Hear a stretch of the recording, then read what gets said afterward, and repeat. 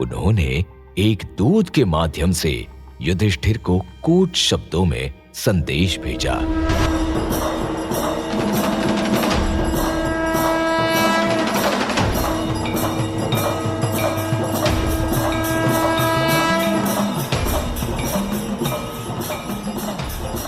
क्षमा करें युवराज युधिष्ठिर, महात्मा विदुर ने आपके लिए गुप्त भाषा में संदेश भेजा है कि जंगल की अग्नि सभी पशुओं को जलाकर भस्म कर देती है, किंतु बिलों में रहने वाले छोटे जीव जंतु अग्नि से अपना बचाव कर लेते हैं।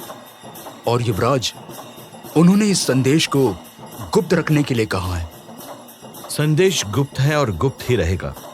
तुम जाओ और उन्हें सूचना देना कि हम पांचों भरत माता कुंती के साथ ही कुशल हैं। और दूत लौट गया। युधिष्ठिर ने अपने भाइयों को गुप्त सूचना के बारे में बताया।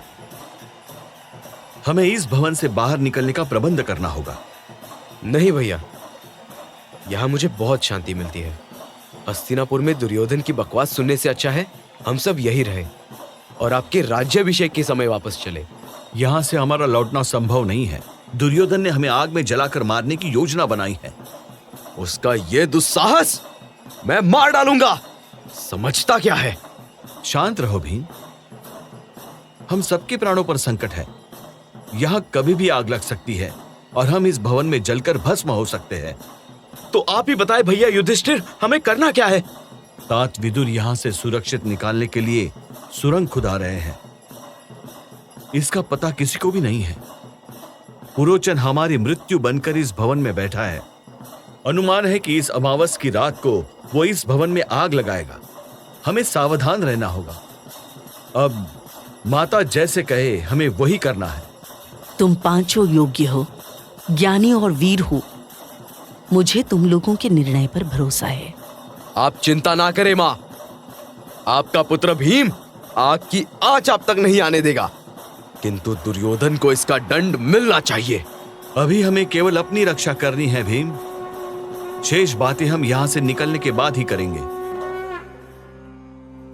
और लगभग 1 साल बाद हस्तिनापुर में आग की तरह खबर फैल गई कि वर्णावत के भवन में आग लगी और पांडव और उनकी माता सभी जलकर राख हो गए। भवन में 7 लोगों के कंकाल मिले। कंकालों से व्यक्ति की पहचान नहीं हो सकी, लेकिन पता चला कि 7 में एक कंकाल धृतराष्ट्र के मंत्री पुरोचन का था। खबर सुनकर अश्वत्थामा के होश उड़ गए। वो इसकी सच्चाई जानने के लिए महात्मा विदुर के पास भागा।